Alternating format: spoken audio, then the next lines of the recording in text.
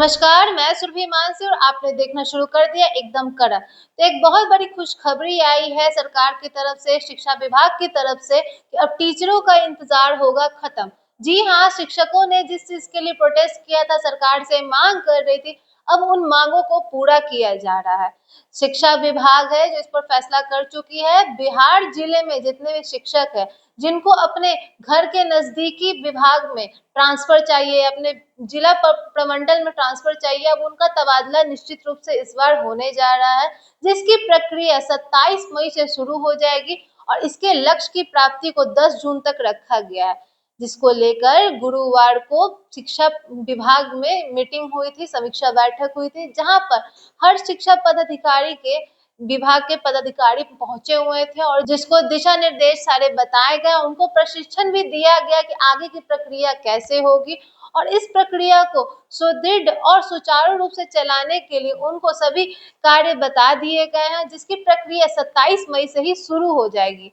आपको बता दें कि 2024 के दिसंबर से ही इसको प्रोटेस्ट की जा रही थी। टीचरों की मांग बढ़ी हुई थी कि हमें अपने घर से दूर स्कूल नहीं चाहिए, हम अपना योगदान अपने घर के बगल वाले कार्यालयों से अपना पदभार संभालेंगे, जिसको अब सरकार मंजूरी दे रही है। आपको बता दें कि 1,20,000 शिक्षकों का तबादले को मंजूरी मिल चुकी है, जबकि तबादले की जो मांग थी वो 1,90,000 शिक्षकों ने की थी, मगर बाकी के शिक्षकों की जो तबादले की प्रक्रिया है वो अगले चरण में की जाएगी। पहले चरण में उन लोगों की मांग पूरी की जा रही है, उन शिक्षकों की मांग पूरी जा रही है जिनका आवेदन पत्र में लिखा हुआ था कि उनका जो कार्यालय है वो उनके घर से बहुत दूर पड़ता है, तो उनके कार्यालय को अब घर से नजदीक कर दिया जाएगा और बाकी जिन्होंने मांग की थी कि उनके प्रमंडल को बदला जाए, उनकी जो तबादले की प्रक्रिया है वो दूसरे चरण में पूरी की जाएगी। आपको बता दें कि शिक्षा ई कोर्स के पोर्टल के माध्यम से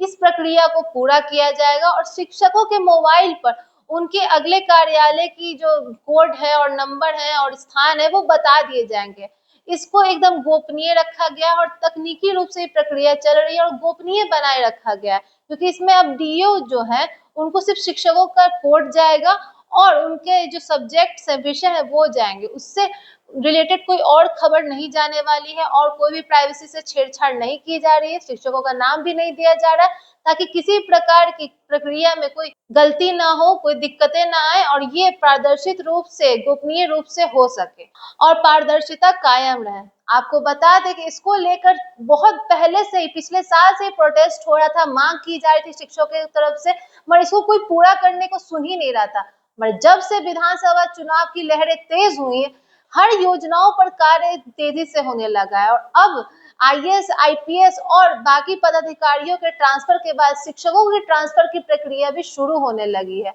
आपको क्या लगता है कि ये क्या हो सकता है? ये विधानसभा चुनाव को लेकर कार्य योजनाएं हो रही हैं, दावे किए जा रहे हैं कि बाद में स्थितियां विधानसभा चुनाव के बाद फिर वैसी की वैसी हो जाएंगी। अभी शिक्षा विभाग के द्वारा जो निर्णय लिया गया है, इससे के कारण शिक्षकों के बीच खुशी की लहर जाग उठी है कि अब उनका जो पदभार है वो अपने घर के नजदीकी से संभाल सकेंगे, जिसको वो गर्मियों की छुट्टी के बाद अपना पदभार संभाल के नए कार्यालय में अपना योगदान देंगे। मगर इसके बाद दूसरे चरण में क्या होगा ये हम नहीं जानते और आगे विधानसभा चुनाव के बाद दूसरे चरण होगा भी कि नहीं होगा ये भविष्य बताएगा। आपको क्या लगता है, ये जो प्रक्रिया, ये योजनाएं चल रही हैं, ये चुनावी योजनाओं का हिस्सा है या सच में विकसित बिहार को लेकर योजनाएं हो रही है और योजनाओं को प्रगति में लाया जा रहा है? आपकी इस पर क्या राय है? कमेंट बॉक्स में हमसे साझा करें। तब तक के लिए बने रहे एकदम कड़क के साथ। धन्यवाद।